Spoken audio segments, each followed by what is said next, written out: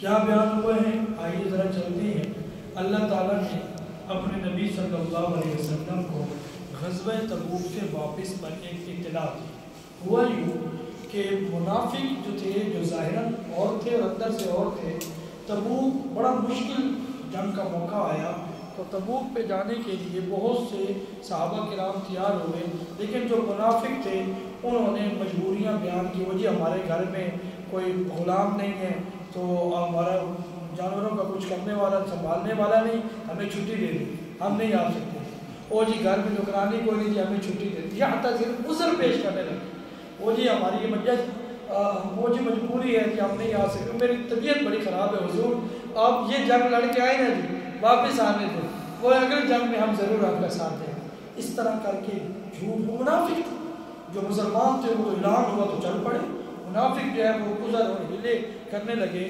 تو حضور علیہ السلام جب تبوک سے واپس آئے تو راستے میں ہی اللہ نے وحی بھیج دی کہ حضور یہ ساری منافقوں کی چال ہے، ساری منافق ہیں۔ اب آپ دیکھنا جیسے ہی مدینے پہنچیں گے منافق بڑے اپنے ہلے پیش کریں گے، جی وہ حضور آنا تھا بس نہیں آ سکے۔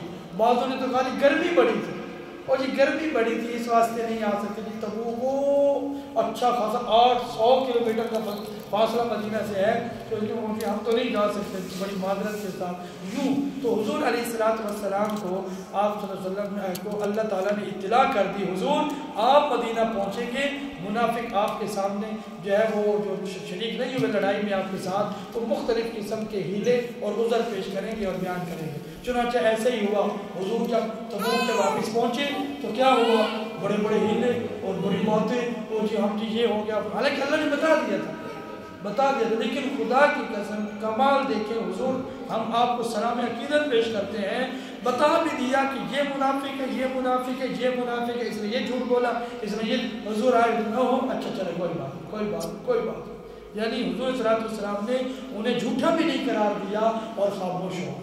لیکن یاد رکھیے گا یہ معجزہ تھا حضور علیہ السلام کا، تبوک میں تعداد کافی تھی، کبھی حضور صلی اللہ علیہ وسلم یوں سمجھے کہ میں یہ رانا صاحب کو جانتے ہیں، رانا سلیم صاحب اور شفیق صاحب، یہ یوں سمجھے کہ یہ وقار شاہی صاحب بیٹھے ہیں 3 حضرات، اب ہر جگہ پہ آپ حضرات بھی سارے آ رہے ہیں، یہ بھی آ رہے ہیں، کبھی ایسا نہیں ہوا کہ حضور علیہ السلام نے اٹینڈنس لگائی ہو جنگ میں، لیکن تبوک کے موقع پہ 3 صحابیوں کا نام لیا، اور کمال کی بات ہے وہ اس دن تھے ہی نہیں، جس دن کہتے ہیں نا پکڑ آئے تو پتہ ہی نہیں چلتا آ جاتی ہے۔ وہ 3 صحابی کون سے تھے؟ نمبر 1 کعب بن مالک، حضرت کعب بن مالک، بولنے حضرت کعب بن مالک، برکت کے طور پہ نام لے۔ نمبر 2 حضرت مرارہ بن ربی۔ نمبر 3 حضرت ہلال بن امیہ رضی اللہ تعالیٰ، کیا نام ہے؟ ہلال بن امیہ۔ کعب، مرارہ اور ہلال، یہ 3 صحابی تھے پکے مسلمان تھے۔ حضور صلی اللہ علیہ وسلم نے تبوک پہ اٹینڈنس لگائی، بھائی کعب بن مالک کہاں ہے ہی نہیں، اچھا جی وہ مرارہ بن ربی کہاں ہے ہی پہلی دفعہ اٹینڈنس، اچھا جی اور جی ہلال بن امیہ کہاں ہے کون، سبحان اللہ، ناراضگی کا اظہار کرتا۔ پھر جب حضور مدینہ واپس تشریف لائے تبوک سے تو یہ حضرات انہوں نے اپنا بہانہ نہیں بنایا، انہوں نے سیدھا کہا حضور غلطی ہو سستی کی وجہ سے آپ نہیں آئے، بس یہ کہنا تھا، حکم آ گیا اللہ کا کہ آپ نے ان حضرات سے 50 دن بائیکاٹ کرنا ہے۔ کتنے دن؟ بائیکاٹ پتہ کیا ہوتا ہے؟ اعلان ہو جائے، وہ جیسے ایک لطیفہ ہی ہے تو انجوائمنٹ کے لیے بھی اور بھی بات سمجھ آ جائے گی۔ وہ ایک مول صاحب جو ہیں ان کے مسجد کے ساتھ ایک بندے کی دکان تھی، تو اس نے سودا نہ دیا مول صاحب کو ادھارا، مول صاحب نے کہا ٹھیک ہے جمعہ آنے دے، تیرا علاج کر لیتے ہیں، اس نے کہا جو کرنا کر لیں، یہ سمجھانے کے لیے آسان سمجھ آ جائے گی آپ کو بات۔ تو جمعہ ہوا تو مول صاحب نے کہا یہ جو صاحب میں آدمی ہے نا یہ وہابی ہو گئے، لہٰذا کوئی اس سے جو ہے خرید و فروخت نہ کرے۔ اس دور پہ وہابی کو گالی ہوتی ہوگی نا، اللہ کا نام ہے وہاب، انہوں نے وہابی اللہ کے بالا، لیکن ان لوگوں نے اسے سودا لینے ختم کر دیا۔ اب پورا ہفتہ وہ دکان کھول کے بیٹھا، کوئی آ ہی نہیں رہا، اب بیٹھا صبح سے شام تک کوئی نہ سلام دے رہا ہے نہ کوئی سودا سلام دے رہا ہے، کیا ہے کہ مول صاحب نے کیا کہا کہ یہ کیا ہو گیا، وہ جناب آ گیا، 2-4 دن گزرے، مول صاحب کے پاؤں پکڑے اور ساجی غلطی ہو گئی، ہم جناب آپ کو پہلے آپ کے کہے سودا پہنچائیں گے، سامان دیں گے، آپ وہاں فرما دیں۔ اس نے کہا اچھا چلو ٹھیک ہو گیا، جمعہ آنے دیں۔ تو جمعے پہ اعلان کیا کہ جناب اب یہ سنی ہو گیا ہے، اب آپ سودا لیا کریں۔ اب آپ یہ ہم نے لطیفہ کیوں بیان کیا؟ یہ اس لیے کیا کہ ان جو ہے 3 حضرات سے حضور نے فرمایا بائیکاٹ کر دو، سلام کوئی جواب نہیں، کسی نے سلام کا جواب نہیں دینا، کوئی ان سے بات چیت نہ کرے۔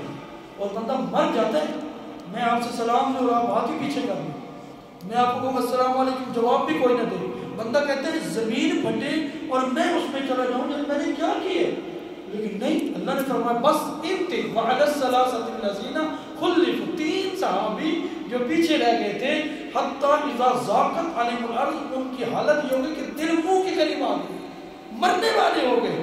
50 دن بائیکاٹ، ایک دن بائیکاٹ نہیں بارے میں آتا، ان سے 3-50، حالانکہ بیچارے نے غلطی بھی اپنی مان لی، لیکن نہیں، رسول اللہ کا حکم ہوا۔ 50 دن کے بعد ان بیچاروں نے جب بڑی توبہ کی، اللہ سے بڑی معافی مانگی، تو یاد رکھنا یہ اللہ نے مجھے اور آپ کو سبق دینے کے لیے بتایا، اللہ تو بڑی جلدی توبہ قبول کر لیتے ہیں، لیکن ان کی تھوڑی غلطی زیادہ تھی، اس لیے 50 دن کا بائیکاٹ کروایا، اور 50 دن کے بعد سبحان اللہ، اللہ نے ان کی توبہ قبول کر لی۔ حالانکہ روزانہ مانگتے تھے اللہ ہم سے غلطی ہوگی، آپ معاف فرما دیں، آپ نے معاف کرنا تو حضور نے معاف فرما دیا۔ بائیکاٹ کا حکم اللہ کی طرف سے ہوا تھا، چھوڑے حضور، ان کو ان سے بات نہیں کرنی۔ اور یاد رکھنا ہمیشہ بائیکاٹ انہی سے بندہ کرتا ہے، یہ اس طرح کے منہ انہی سے بناتا ہے جس سے محبت ہوتی ہے، جس سے بندے کو پیار ہوتا ہے۔ اس لیے میں اکثر طور پہ مرد حضرات کو کہتا ہوں کہ اہلیہ ناراض ہو جائے تو ان کو راضی کیا کر، اور یہ ناراض ہونا، راضی ہونا یہ محبت کی علامت ہے، یعنی وہ فلاں ہو گیا تو ایسے ہو گیا۔ تو یہ 3 حضرات کا ذکر اللہ تعالیٰ نے فرمایا۔ اس کے بعد فرمایا ایمان والوں کو 4 باتوں کی تاکید کی گئی، یعنی مجھے اور آپ کو۔ نمبر 1 خفیہ طور پہ بھی، اندرونی، اب آج کل کا دور جیسے آج ہے، تنہائی ہے، موبائل ہے، اندھیرا ہے، چارپائی یا بیڈ ہے، اور بس اس وقت بندہ موبائل پہ وہی چیز دیکھے اور یہ کہے کہ مجھے کون دیکھ رہا ہے، یہ اللہ تعالیٰ خفیہ۔ اور اعلانیہ کیا ہے؟ لوگوں کے سامنے ان کو تقویٰ کو لازم پکڑے۔ نمبر 2 منافق قسم کے لوگوں سے دور رہے۔ اب کس چیز کو مطلب ہے پتہ چل جاتا ہے یہ بندہ حقیقی مخلص ہے، یہ بندہ منافق ہے۔ اب منافق یہ جو دور گزرے ہے منافقانہ دور ہے، سامنے اور ہوتے ہیں، پیٹ پیچھے اور ہوتے ہیں، یہاں میرے سامنے میرے، پھر پیٹ پیچھے میرے مخالفت، اس دور ایسا گزر ہے، منافقوں سے دور رہے۔ نمبر 3 رزق کی تنگی اور کشادگی میں اللہ اور اس کے رسول صلی اللہ علیہ وسلم کو ترجیح دے۔ کوئی بات نہیں، آج اگر کھانا نہیں ملا تو کوئی بات نہیں، ہم نے اللہ کا حکم تو نہیں نہ چھوڑنا، لیکن ہم وہ لوگ ہیں اگر ایک وقت کا کھانا نہ ملے، نسلیں نہیں پڑھنی نماز میں، بھوکے مر رہے ہم، کوئی بات نہیں، اگر تمہیں نہیں ملا کھانا پھر بھی اللہ اور اللہ کے رسول صلی اللہ علیہ وسلم کو ترجیح دو۔ نمبر 4 ہر قسم کی عبادت کا اجر اللہ تعالیٰ کی طرف سے ضرور ملے گا۔ آپ نے تراویح پڑھی، آپ نے قرآن سنا، آپ کو اجر ملے گا انشاءاللہ، اور جنہوں نے نہیں پڑھی ان کو نہیں ملے گا، لیکن ملے گا۔ یہاں اللہ فرما رہے ہیں 4 باتوں کی تاکید ہے، جس قدر دین میں مشقت برداشت کی جائے گی اس قدر اجر ملے گا۔ دین میں بڑی سختی ہے، اب آپ نے 20 رکعت تراویح پڑھانے والے کے لیے آسان ہے، اس نے پڑھانا ہوتا ہے، بس وہ جا رہے چل رہا پڑھا رہے، اصل ساری ذمہ داری یا اصل جو پڑھنے جو ثواب زیادہ ہے وہ آپ حضرات کے، جو پورے 20 رکعت میں جا کھڑے ہو کے سن رہے ہیں قرآن پڑھنے والا تو چل رہے ہیں مسلسل، جہاں سے غلطی ہوئی بتا دیا بس، لیکن اصل کمال آپ کا ہے، آپ کو اجر و ثواب زیادہ ملے گا۔ اس کے بعد سورہ یونس ہے، یہ یونس نام نہیں ہوتا، لفظ یونس ہوتا ہے، کیا ہوتا ہے یونس، اللہ کے نبی ہیں۔ الف لام را تلک آیات الکتاب الحکیم، مکی صورت ہے، 11 رکوع ہیں اور 119 اس کی آیات ہیں۔ اس صورت کا بنیادی موضوع بھی قرآن کی طرف دعوت ہے، آؤ لوگوں قرآن کی طرف آؤ، ہر چیز قرآن میں رکھی ہے، تمہارے ہر مسائل قرآن میں ہے، ہر بیماریوں کا علاج وہ قرآن میں ہے۔ آگے شروع میں اللہ نے فرمایا وَإِذَا مَسَّ الْإِنسَانَ ضُرٌّ دَعَانَا۔ یہ عجیب بات ہے، ہمیں اگر تکلیف پہنچی ہے ہم بھاگتے ہیں اللہ کے علاوہ غیروں کی طرف، تو اللہ فرماتے ہیں اس ظالموں تکلیف پہنچتی ہے تو مصیبت اور سختی آتی میری طرف سے، اور دور بھی کون کرتا ہوں میں کرتا ہوں، لیکن تمہیں تکلیف آتی ہے تو اللہ کے علاوہ کی طرف بھاگتے ہو۔ مشرکین مکہ نے مختلف قسم کے جھوٹے معبود بنائے ہوئے تھے اور وہ تکلیف کے وقت ان کو پکارتے تھے، اور جب یہ ان سے پوچھا جاتا اچھا یار یہ تکلیف کے وقت تم ان کو پکار رہے ہو، آسمان اور زمین میں رزق کون دیتا ہے؟ تو وہ کہتے تھے کہ بھائی آسمان اور زمین میں رزق کون دیتا ہے؟ مشرک بھی کہتا تھا۔ تو پھر ظالموں جب رزق اللہ دیتا ہے، سماعت اللہ نے دی ہے، بے جاندار کو بے جان سے جاندار کو اور جاندار سے بے جان کو اللہ نے پیدا کیا، تو پھر حضور آپ ان سے پوچھیں کہ تم اللہ سے ڈرتے کیوں نہیں؟ تم غیروں کی طرف جاتے ہو۔ یہ بات اس میں بیان ہوئی، یا ایھا الناس قد جاءتکم موعظۃ من ربکم۔ قرآن کریم کی 4 صفات بیان کرتے ہوئے فرمایا اے لوگوں تمہارے پاس تمہارے رب کی طرف سے نصیحت ہے۔ یہ جو قرآن ہم پڑھ رہے ہیں ایک بات سن لیں، لوگ کہتے ہیں یہ قرآن کو یاد کر لینا، حفظ کر لینا، طوطے کی طرح رٹنا نہیں ہے۔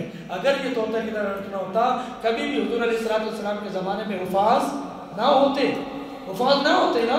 حالانکہ ابو بکر صدیق رضی اللہ تعالیٰ عنہ جب اپنی خلافت پہ آئے تو اس وقت مسیلمہ کذاب نے جھوٹا دعویٰ کیا، تو حضرت ابو بکر صدیق نے 1400 صحابہ کرام کو ساتھ لیا، بعض روایتوں میں 1200 صحابہ کرام کو ساتھ لیا، ان میں 600 حفاظ کرام تھے۔ تو حافظ ہونا یہ بڑا اعزاز ہے، یہاں کہتے ہیں کہ طوطے کی طرح رٹنا، تو یہ سیکھنا بھی تو ساتھ ساتھ ہی ہوتا ہے۔ یہاں یہ پہلی بات فرمائی تمہارے رب کی طرف سے یہ قرآن کیا ہے؟ نصیحت ہے، دلوں کی بیماری کی شفا ہے، ایمان والوں کے لیے ہدایت اور رحمت آپ پہنچی ہے۔ اس کے بعد عبرت اور نصیحت کے لیے حضرت نوح، حضرت موسیٰ، حضرت ہارون اور حضرت یونس علیہ السلام کا قصہ بیان فرمایا۔ حضرت نوح علیہ السلام، نوح ان کا اصل نام عبد الغفار تھا۔ نوح علیہ السلام کا اصل نام کیا تھا؟ ان کی عمر مبارک 1350 سال، کتنی ہے جی؟ 1350 سال ان کی عمر، اور ان کی دعوت تبلیغ کی عمر 950 سال ہے، پھر بھی 80-82 لوگ مسلمان ہوئے۔ عمر اتنی زیادہ اور مسلمان جو ان کے اوپر ایمان لانے والوں کی تعداد کتنی تھی؟ 80 یا 82 اتنی تعداد۔ اس لیے تو حضور علیہ السلام کی ایک حدیث ہے، فرمایا اس عورت سے نکاح کیا کرو جو زیادہ بچے جننے والی ہو۔ فرمایا کیوں حضور؟ اس لیے جب بچے زیادہ جنیں گی میری امت بھی زیادہ بڑھے گی، جب میری امت زیادہ ہوگی فإنی مکاثر بکم الامم، میں باقی نبیوں کے اوپر فخر محسوس کروں گا، تمہارے 1000 تیرے 2000 تیرے 500 امتی اور میرے دیکھو، فرمایا اتنی زیادہ تعداد ہوگی میری امت۔ اور ایک حدیث کے الفاظ ہیں قیامت کے دن 120 صفحے بنائی جائیں گی، قیامت کے دن ٹوٹل 120 صفحے وہاں بنائی جائیں گی، اور حضور صلی اللہ علیہ وسلم کی حدیث فرمایا اس میں 80 صفحے امت محمدیہ کی، بڑے اعزاز ہیں۔ تو حضور تو یہ واقعات ذکر فرمائے۔ تو نوح علیہ السلام کو پھر نوح کیوں کہتے ہیں؟ بول سکیے آپ نے کیا کہہ دیا؟ اللہ نے قرآن میں نوح کہا ہے، آپ عبد الغفار نکال رہے ہیں، تو یاد رکھنا نوح کہتے ہیں نوح کرنے والے کو، زیادہ رونے والے کو۔ یہ بہت زیادہ روتے تھے کہ میں اتنی دعوت دیتا ہوں شام کو، یہ پھر بے ایمان کے بے ایمان ہو جاتے، ماننے والے بات ہی نہیں مانتے۔ میں یہ دعوت دینا نہیں، وہ سمجھتا ہے اس تکلیف کو، میں دعوت دوں اور اس کے بعد دعوت دے کے فارغ ہوں تو کوئی بندہ کھڑا ہو کے کہے یہ تو سارے جھوٹ بول رہے تھے، تو ساری دعوت میں پانی پھر گئی۔ حضور علیہ السلام نے کئی گھنٹوں دعوت دی، دعوت دے کے فارغ ہوئے، سکا چچا ابو لہب کھڑا ہو کے کہنے لگا اور لوگوں اور سنو یہ میرا بھتیجا، ہم نے اس کی بات نہیں مانی، تم نے بھی اس کی بات کو نہیں مانی۔ اب آپ بتاؤ گھنٹوں کی تقریر کو وہ جناب چچا صاحب 1 منٹ میں ستیہ ناش کر دیتے تھے۔ جو دعوت دینے والا ہوتا تھا اس کو پتہ ہوتا تھا۔ تو نوح علیہ السلام روتے بہت تھے، اس وقت ان کا نام نوح ہی کہا۔ تمام انبیاء میں سب سے زیادہ امت ان کو ملی۔ اس کے بعد اللہ تعالیٰ نے حضرت موسیٰ اور حضرت ہارون علیہ السلام، یہ دونوں بھائی، موسیٰ طاقتور تھے، ہارون تھوڑے نرم مزاج کے تھے۔ انتظام اللہ تعالیٰ کے 4 بیٹے ہوتے ہیں، ان میں ایک ذہین ہوتا ہے، ایک بہت کمزور ہوتا ہے، ایک نارمل ہوتا ہے، ایک اب نارمل ہوتا ہے، بہت ہی قدرت کا نظام ہے۔ تو یہ موسیٰ علیہ السلام اور ہارون علیہ السلام وقت کے نبی تھے اور ٹھیک ٹھاک تھے، لیکن ان میں ایک زیادہ طاقت والے تھے، وہ تھے موسیٰ علیہ السلام جنہوں نے خدائیت کا دعویٰ کرنے والے فرعون کو للکارا۔ اس کے بعد حضرت یونس علیہ السلام کا تذکرہ ہے، جن کی وجہ سے پوری سورت کا نام کیا رکھا؟ سورت یونس۔ ہوا یوں یونس علیہ السلام ناراض ہو کے چلے گئے، اپنے لوگوں سے ناراض ہو کے چلے گئے، تو لوگوں نے مختصر کی بات کر رہا ہوں، ناراض ہو گئے، لوگوں نے بات نہیں مانی، یہ چلے گئے اور اپنا جو ہے علاقہ چھوڑ کے۔ تو لوگوں نے دیکھا کہ بادل آ رہا ہے، اب بادل کو دیکھ کے جو بڑے بڑے بزرگ لوگ تھے انہوں نے کہا بھائی یہ بادل نہیں ہے، ڈرو اللہ سے، یہ اللہ کا عذاب ہے۔ تو انہوں نے کہا جی ٹھیک ہے یار، بڑے بزرگ کہہ رہے ہیں۔ تو جناب یونس علیہ السلام اپنے علاقے چھوڑ کے جا چکے تھے اور بددعا بھی کر دی یا اللہ اس پوری قوم کو تباہ کر دے، انہوں نے میری بات ہی نہیں مانی، میں جا رہا ہوں۔ جس علاقے سے جیسے مشرکین مکہ نے حضور علیہ السلام سے کہا کہ ہمارے اوپر عذاب کیوں نہیں آتا، پیچھے ہم آیت پڑھ کے آئے ہیں فَأَمْطِرْ عَلَيْنَا مِنَ السَّمَاءِ أَوْ ائْتِنَا بِعَذَابٍ أَلِيمٍ، آسمان سے کوئی پتھر برسوائے ہمارے اوپر یا کوئی تکلیف دے عذاب بھجوائے، کیوں نہیں ہمارے اوپر عذاب آتا؟ جواب آیا جس بستی میں وقت کا نبی موجود ہوتا ہے وہاں اللہ کا عذاب نہیں آتا۔ حضور موجود ہیں تو معمولی کام ہے۔ پھر فرمایا یہ نہیں تو پھر جس بستی کے لوگ استغفار کرتے ہوں وہاں پر بھی اللہ کا عذاب نہیں آتا۔ تو یونس علیہ السلام کی قوم نے دیکھ کر فوراً استغفار شروع کر دیا، اللہ تعالیٰ سے معافیاں مانگی، وہ بادل جو ہے وہ چلے گئے اور قوم بچ گئی۔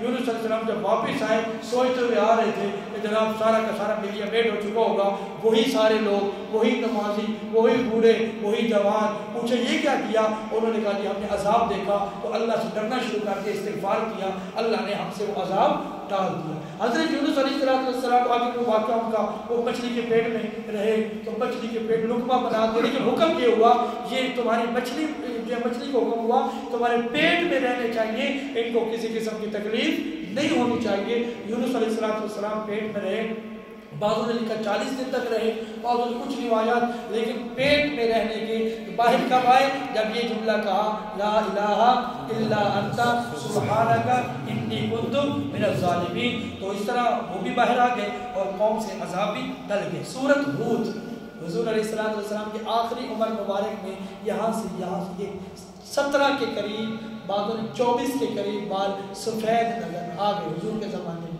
یعنی انتقال کے قریب 16 یا 17 یا 24 کے قریب سفید بال آئے۔ تو کسی صحابی نے ایسے پوچھا حضور آپ تو بوڑھے ہو گئے، آپ تو بوڑھے ہو گئے۔ یاد رکھنا ہماری بزرگوں کی عمریں نہیں ہیں اتنی زیادہ، کون سا ایک بھی 100 سال والا نہیں ہے، 80 سال والا بھی نہیں بیٹھا، تقریباً 60-70 والا۔ پریشانیاں بندے کو بوڑھے کر دیتی ہیں، پریشانیاں انسان بہت جلدی بوڑھا کر دیتی ہیں۔ تو کسی نے پوچھا حضور آپ تو بوڑھے ہو گئے، تو آپ علیہ السلام نے فرمایا مجھے اس سورۃ ہود نے بوڑھا کر دیا، اس سورۃ ہود نے بوڑھا، مگر میں بوڑھا نہیں، لیکن اس میں ہے کیا؟